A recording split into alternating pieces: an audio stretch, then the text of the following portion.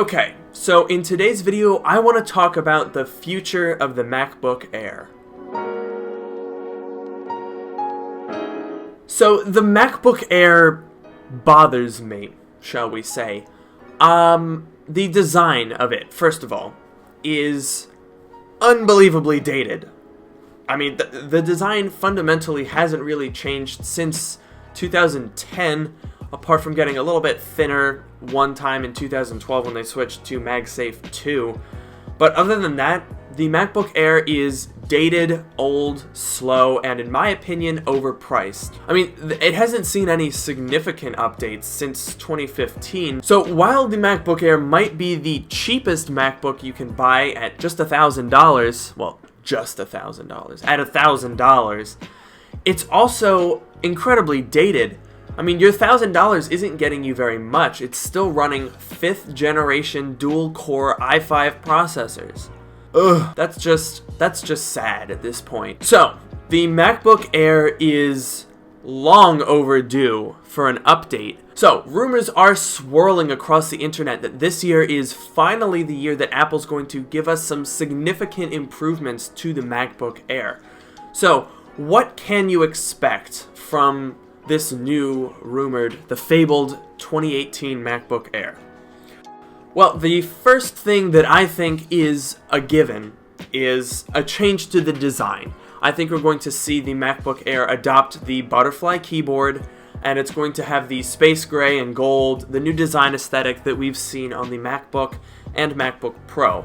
So that means that it's going to be a little bit thinner, it's going to be space gray with the butterfly keyboard. We'll probably have some sort of a speaker grill that's visible on the palm rest of the device. The hinge will be integrated into the lid, that sort of thing. Basically going to bring the design more in line with what we see with the rest of the MacBook lineup. Now, the other significant thing that we're going to see with the 2018 MacBook Air is, I am praying, a Retina display. So personally, I think that for the new MacBook Air, Apple's going to stick with the 13.3-inch screen and probably just use the same panel from the base model MacBook Pro, the 2560 by 1600 Retina display. This is long overdue for the MacBook Air because for a $1,000 laptop, 1440 by 900 is frankly unacceptable in my book, and I think it needs to be gone immediately. Now, one of the other things that I predict is that Apple will get rid of those stupid, thick aluminum bezels on the side of the display. We're going to probably see an edge-to-edge glass, and also probably thinner bezels, as has been the trend with the MacBook Pro and the MacBook. In fact, I expect the design of the MacBook Air to look pretty similar to that of the MacBook, but it will probably be a little bit thicker than the MacBook, because I highly doubt that Apple is going to adopt a fanless design for the MacBook Air, probably opting for U-series Intel Core i5 processors and having a fan that will cool them, as well as being a larger footprint because it'll be a 13-inch device. Now, while the footprint will be larger than the MacBook, I really do think that it's going to be significantly smaller than the outgoing MacBook Air, because the MacBook Air has really thick bezels, and that really inflates the footprint of the device. So I think we'll see the bezel slim down, the footprint slim down, probably something more in line with that of the 13-inch MacBook Pro, but it will maintain the tapered design that we know and love in the MacBook Air. One other thing that could be interesting, I'm not sure if they'll do it, but I would be interested to see. Now, one other thing that's interesting, there's a lot of rumors surrounding a possible refresh for the MacBook Pro, which is more than likely going to be spec bumps, if anything at all. And basically, the new Intel processors, even the U-series processors, are either 4 or 6 cores. So it's highly likely that a refreshed MacBook Pro will see quad-core processors on the 13-inch model. However, could the same thinking also apply to the MacBook Air? Could we be about to see the first ever quad-core MacBook Air?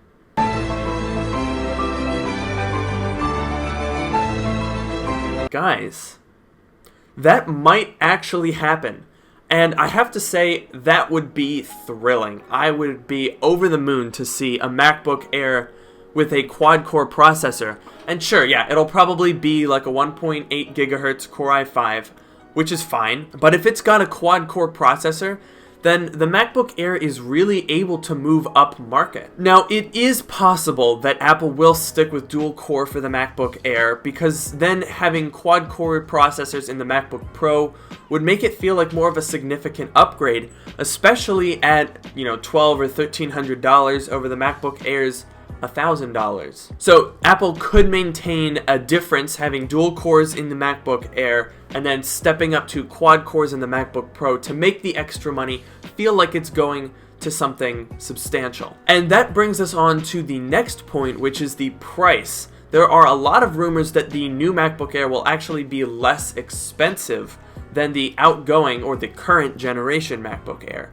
Now, personally, I think this is likely, but I don't think it's going to be that much cheaper. You may remember that before Apple discontinued the 11-inch MacBook Air, the MacBook Air started at $900 or $899 in the US. I think that's likely what's going to happen for the new MacBook Air. Now, as far as when this is all going to happen, I do think it is possible that we'll see this at WWDC on June 4th, which is only a couple days away, so you'll be able to fact check me pretty soon on that. Now, if the MacBook Air doesn't come out in WWDC, I think it's likely that we'll see it later this year in either September or October at a special event. Oh, of course, we have to talk about the ports, because I think Apple is going to be walking a dangerous line here. If they switch to all USB-C, and personally I think it would be likely for them to do USB-C on the left, USB-C on the right, and a headphone jack, if they're going to continue their trend of removing ports, that's what they're likely going to do. But I do think they might be shooting themselves in the foot a little bit with a move like that. A lot of people like the MacBook Air as it currently is because in addition to it being the least expensive, it also has a lot of the legacy ports that a lot of people like. Say legacy ports, it's got USB ports. So it'll be interesting to see what they do with that, although I do think it's likely that we'll see Apple killing off the MagSafe port altogether. All the new MacBooks, apart from of course the older MacBook Pro that you can get still. I think we'll see the MagSafe port disappear on this in favor of USB-C, which makes perfect sense to me. But it does stand to reason that Apple might include a USB or possibly an SD card slot just to keep this more of a mass market device.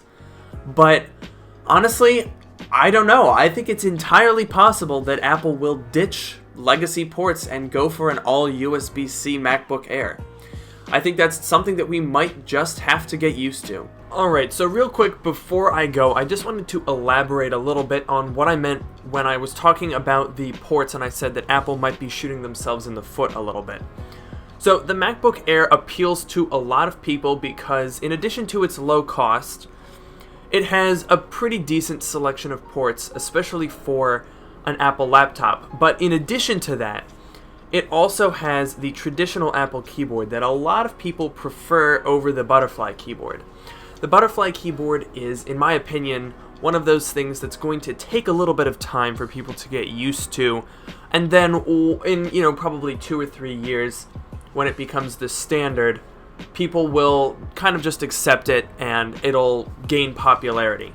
However, as it currently stands, the Butterfly keyboard on the MacBook Pro is technically optional. The old MacBook Pro is still available, and the MacBook Air is also available with Apple's traditional keyboard. And a lot of people prefer that keyboard. They prefer having traditional ports. They prefer MagSafe charging ports, which are a lot of the reason why the MacBook Air, even without updates in 3 years, is still selling strongly. So, for Apple to have an update that would essentially remove the 3 major selling points, well, 3 of the 4, the 4th being price, of the major selling points for the MacBook Air, it's going to be controversial. So overall, I am very excited for this new generation of MacBook Air, and I think we'll finally see a MacBook Air that is more modern and that really fits into the MacBook lineup nicely. The current MacBook Air sticks out like a sore thumb as this big, clunky, fat thick bezeled monster next to the much more attractive MacBook and MacBook Pro lineup. So I think having this new MacBook Air is long overdue, and I'm really excited. I think it'll go over pretty well. So that'll do it for today's video. As usual, make sure to follow me on Twitter at Luke Miani, and please consider joining my subreddit and subscribing and all that stuff. You know the drill. And I will catch you guys in the next video.